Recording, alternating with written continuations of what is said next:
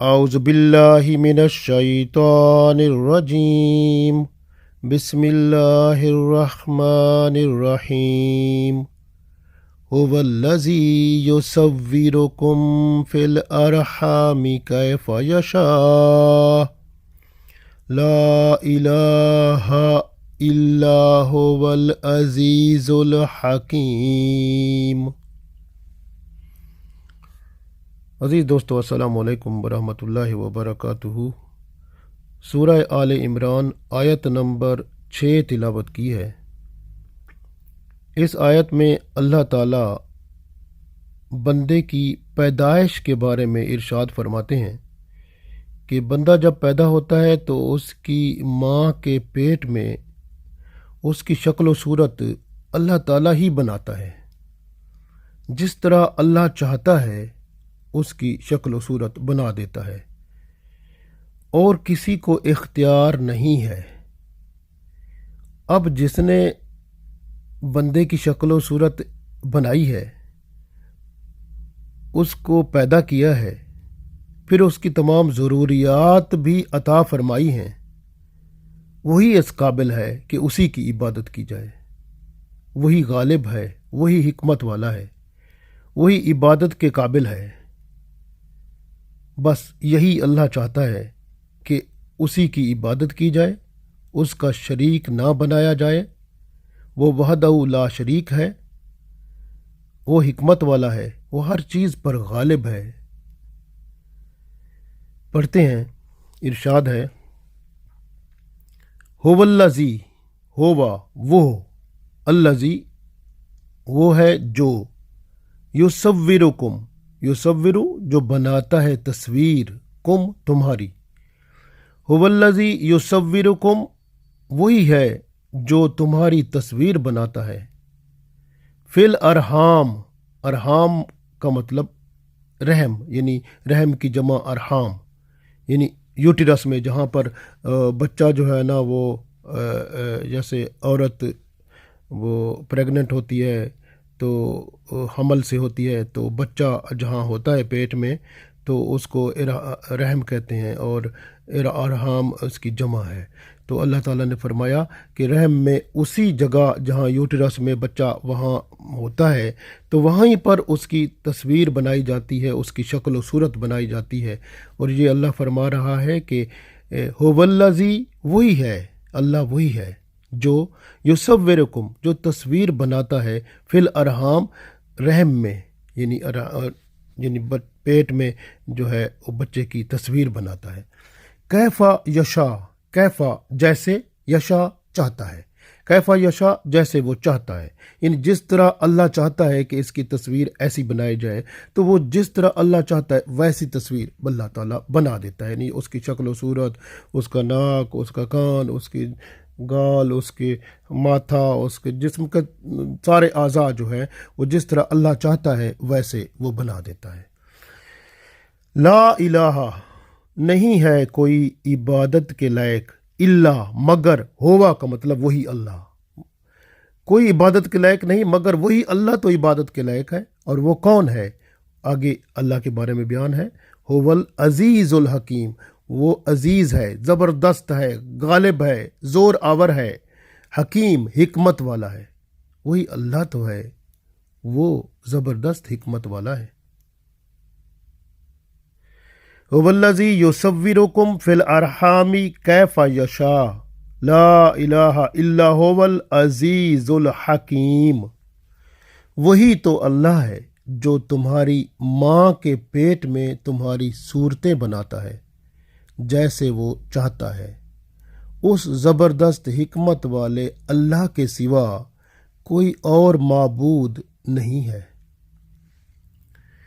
اب دیکھیں کہ اس میں اللہ تعالیٰ نے بتا دیا کہ وہی اللہ ہے جو تمہارا نقشہ بناتا ہے ماں کے پیٹ میں، جس طرح چاہے تمہاری شکل بناتا ہے، تمہاری سب ضروریات بھی پوری کرتا ہے، پھر آپ اس کی عبادت کے سوا کسی اور کی عبادت کرو، کسی اور کا حکم مانو، اس کو چھوڑ کر کسی اور کی طرف جاؤ، جبکہ غالب حکمت والا بھی یہی ہے، تمہاری ہر ضرورت پوری کرنے والا بھی یہی اللہ ہے، تو اس کو چھوڑ کر آپ دوسرے کے پاس جاؤ گے، کسی اور کی، یا اپنے نفس کی پوجا کرو گے، نفس کی باتیں مانو گے، خواہشات کے پجاری بن جاؤ گے، یا دوستوں کی، یاروں کی باتیں مانو گے، اللہ کی باتوں کو چھوڑ دو گے، یا اس کے علاوہ اور ماحول کو دیکھ کر ماحول کی پیروی کرنے لگ جاؤ گے، یا اس کے علاوہ اور جو مذہب ہیں ان میں جو کچھ ہے وہ ان کو ماننا شروع کر دو گے، تو پھر اللہ جس نے آپ کو بنایا،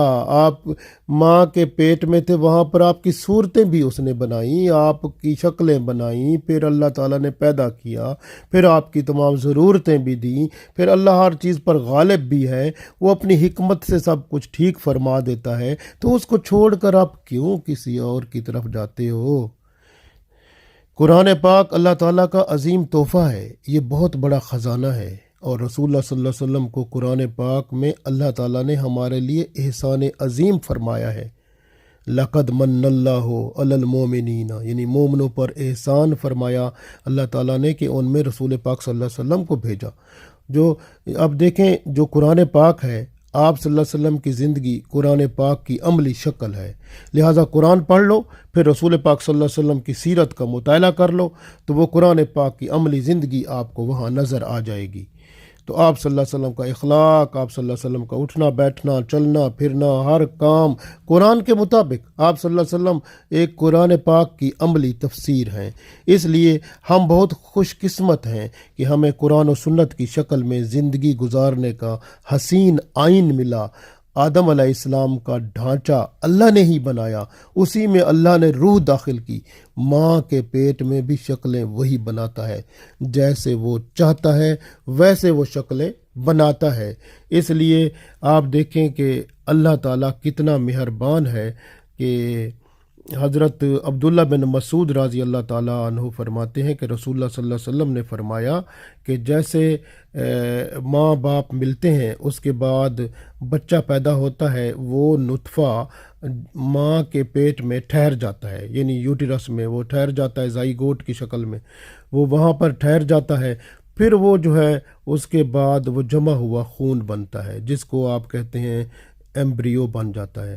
تو وہ جو ہے نا، اب زائگوٹ جو رہتا ہے نا اس میں، یعنی کتنا عرصہ رہتا ہے، یہ 40 دن، اس کے بعد وہ ایمبریو بن جاتا ہے، یعنی کہ جس کو آپ کہتے ہیں علقہ کہتے ہیں عربی میں، وہ بن جاتا ہے، وہ 40 دن وہ رہتا ہے، پھر اس کے بعد یہ مضغہ بن جاتا ہے، یعنی ایک بوٹی کی طرح یا اس طرح کی شکل میں، پھر وہاں سے اس کی اعضاء نکلنا شروع ہوتے ہیں، اعضاء بننا شروع ہوتے ہیں، اس کو فیٹس کہتے ہیں، پھر وہ 40 دن تک یہ ہوتا ہے۔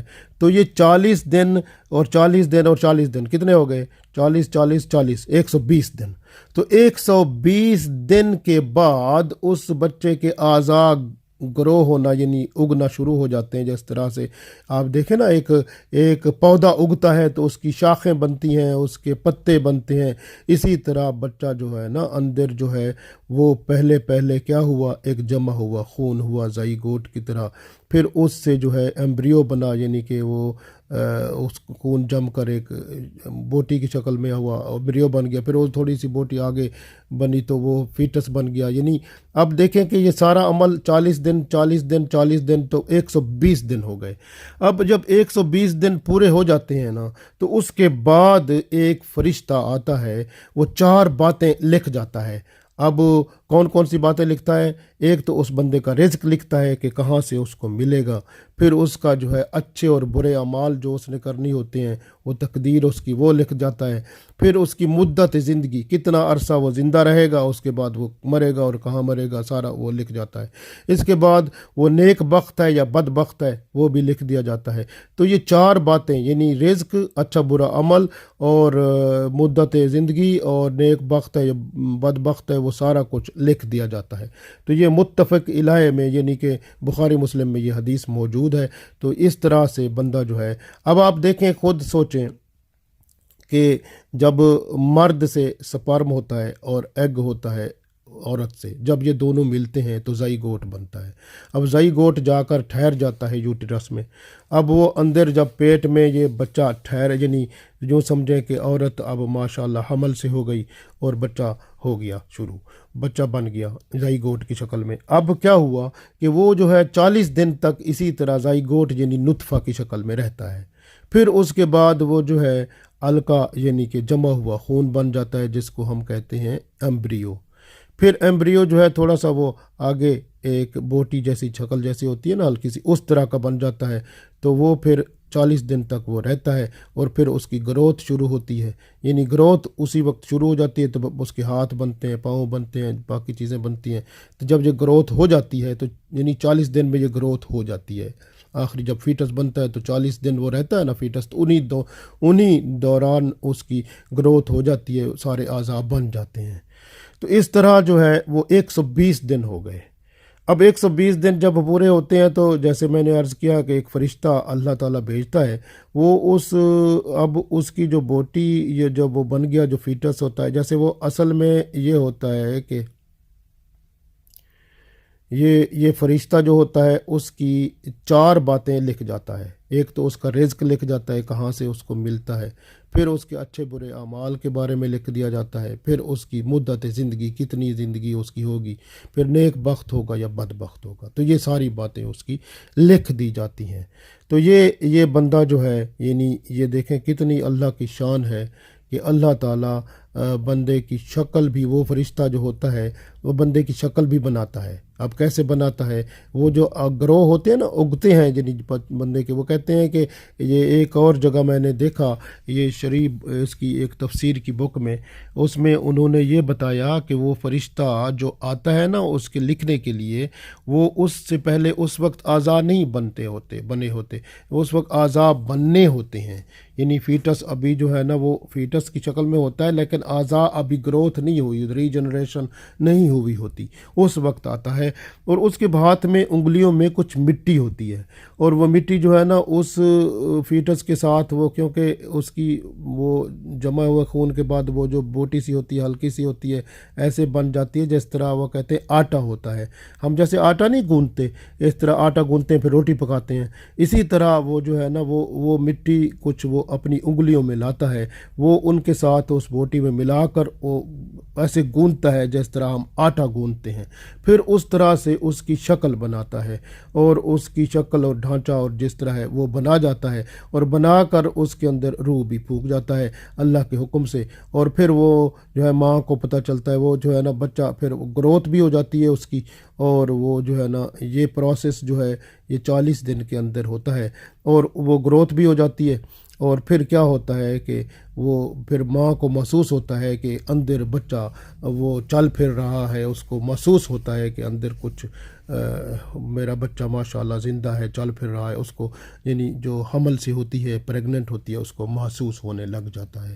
تو وہ کہتے ہیں کہ شریعت کے اندر کہ یہی جو فرشتہ آیا تھا، جو مٹی لے کر آیا تھا، جو اس نے اس کے ساتھ گوندی تھی، اب زمین کی مٹی جس جگہ سے وہ لایا تھا، یہ بندہ جب مرے گا پھر اسی جگہ جا کر دفن ہوگا۔ تو یہ دیکھیں نا اللہ کی شان ہے۔ تو اسی طرح یہ اللہ کی شان ہے، اللہ تعالیٰ بندے کی شکلیں بناتا ہے، اس کی سارا نظام جو ہے، اس کا رزق کہاں سے ملنا ہے، اچھے برے اعمال کیا کرنے ہیں، زندگی کتنی ہے، بد بخت ہے، نیک بخت ہے، کیا ہے، ساری باتیں اس کی لکھ دی جاتی ہیں۔ وہ فرشتہ آ کر لکھ جاتا ہے، تو اللہ تعالیٰ اس کی شکلیں، تو مقصد یہ ہے اللہ تعالیٰ فرما رہے ہیں کہ یہ دیکھو جب تمہاری شکلیں بھی اللہ بناتا ہے۔ اب آپ کو پتہ ہے کہ کتنی دفعہ وہ جو ہے شادی کرتا ہے بندہ، اس کے بعد میاں بیوی ملتے رہتے ہیں، بچہ ہی نہیں پیدا ہوتا۔ کئی بندے ہوتے ہیں ان کی پورا ساری عمر گزر جاتی ہے، بچہ ہوتا ہی نہیں ہے۔ اب دیکھیں سپارما ایگ مل رہے ہیں لیکن زئی گوٹ نہیں بن رہا، کہ ان کا وہ کام نہیں ہو رہا۔ یہ تو اللہ کی مرضی، بچہ بھی اللہ بناتا ہے، حمل بھی اللہ کراتا ہے، اور یہ سب اللہ کے بس میں ہے۔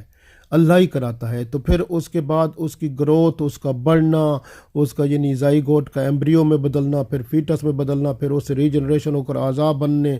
پھر بعض لوگ دیکھیں نا، اعضاء ہوتے ہیں کسی کے تھوڑے ہوتے ہیں، کسی کا کان ناک بھی کم ہوتا ہے، یا کسی کا کوئی گنگا پیدا ہو جاتا ہے، کسی کا کان صحیح نہیں ہوتا، کسی کا کچھ، یہ بھی وہ اسی کی مرضی، اللہ کی مرضی سے ہوتا ہے نا۔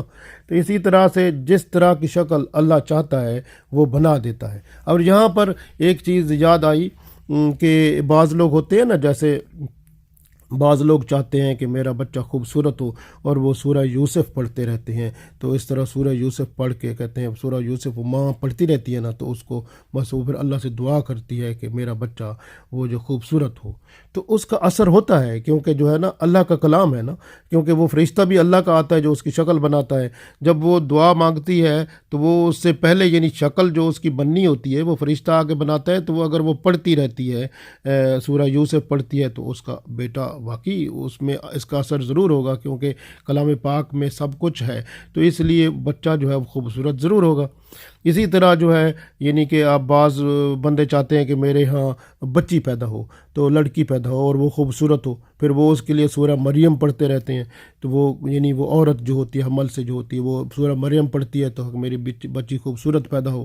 اسی طرح بچہ خوبصورت پیدا ہو، سورہ یوسف پڑھتے رہتے ہیں، تو اس کا اثر ضرور ہوتا ہے، کیونکہ یہ کلام پاک ہے اور اللہ کا کلام جو ہے اس سے اللہ تعالیٰ کرم فرماتا ہے۔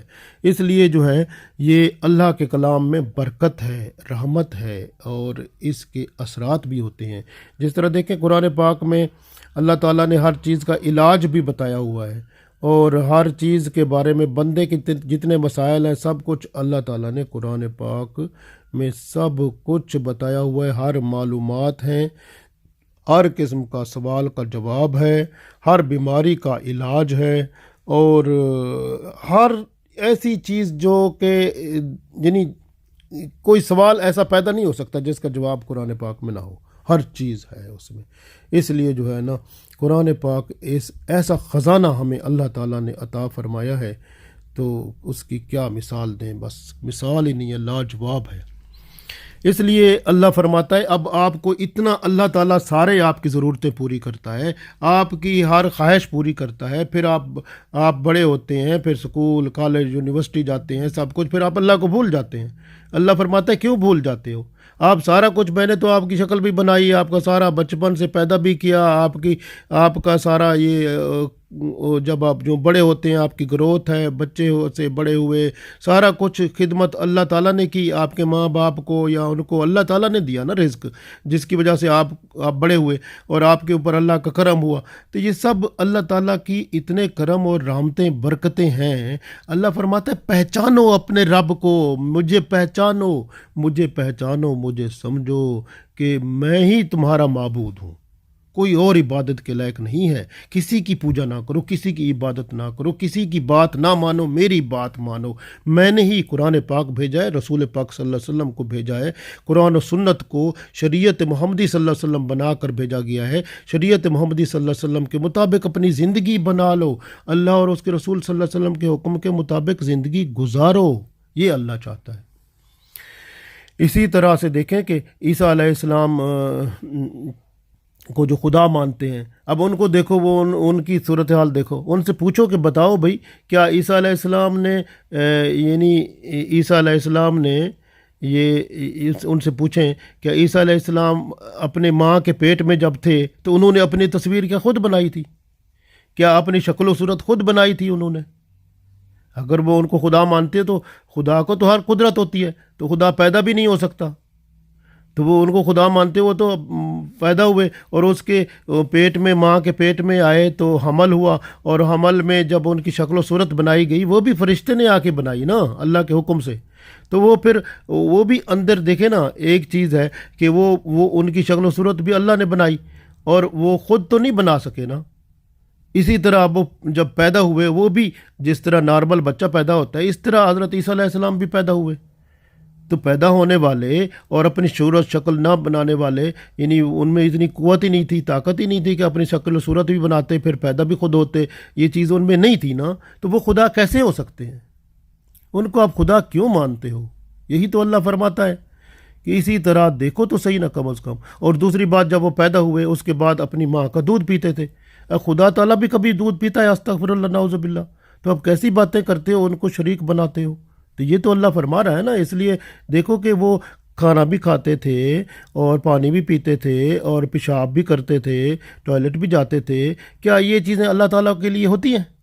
تو یہ چیزیں تو بندے کی ہوتی ہیں. اس لیے وہ اللہ کے بندے اور پیغمبر تھے. اس لیے اللہ فرماتا ہے کہ عقل کرو، سوچو تو صحیح کہ جو ہے نا اللہ کو پہچانو. اللہ تعالیٰ تو غالب ہے، حکمت والا ہے. اس نے اپنے حکمت سے ان کو بنایا ہے نا. آپ دیکھیں کہ وہی عبادت کے قابل وہی رب تعالیٰ ہی ہے نا. عبادت کے قابل وہی ہے جو ہر چیز پر غالب ہے. وہ بغیر ماں باپ کے بھی انسان بنا لیتا ہے، جس طرح اس نے آدم علیہ السلام کو بنایا. بغیر ماں باپ کے عورت بھی بنا لیتا ہے، جس طرح اس نے حوا علیہ السلام کو بنایا. اور بغیر باپ کے آدمی بنا لیتا ہے، جس طرح اس نے عیسیٰ علیہ السلام کو بنایا. یہ تو اس کی حکمت ہے. اس لیے تو ہم کہتے ہیں نا کہ اللہ تعالیٰ نے فرمایا نا کہ وہ اللہ جو ہے وہ لا الہ الا هو العزیز الحکیم. تو اللہ جو ہے وہ غالب ہے، عزیز الحکیم. عزیز غالب ہے، زور آور ہے، وہ سب قوتیں رکھتا ہے اور حکمت والا ہے. حکیم، حکمت، یہ اس کی حکمتیں ہیں. جس کو سمجھو، عقل کرو اور شیطان کی باتوں میں نہ آؤ اور اللہ کے شریک نہ بناؤ. اللہ ہی عبادت کے لائق ہے، اسی کی پوجا کرو، اسی کے بن جاؤ، اسی کے حکم کو مانو. اپنی زندگی اللہ کے حکم کے مطابق گزارو، جس طرح رسول پاک صلی اللہ علیہ وآلہ وسلم نے ارشاد فرمایا. اور آپ صلی اللہ علیہ وآلہ وسلم نے اپنی زندگی گزار کر یہ ہم پر واضح کر دیا کہ اللہ کے بندے جو ہوتے ہیں نا وہ وہی ہوتے ہیں جو اللہ کے قریب ہوتے ہیں، اللہ کے حکم کو مانتے ہیں. رسول پاک صلی اللہ علیہ وآلہ وسلم نے جو پہنچایا قرآن و سنت کا پیغام، اس پر عمل کر کے اپنی زندگی کو بہتر بناتے ہیں اور اپنی آخرت کو بھی بہتر بناتے ہیں. اللہ تعالیٰ سے دعا ہے کہ اللہ تعالیٰ ہماری یہ زندگی اور آخرت کو بہتر بنائے. آمین.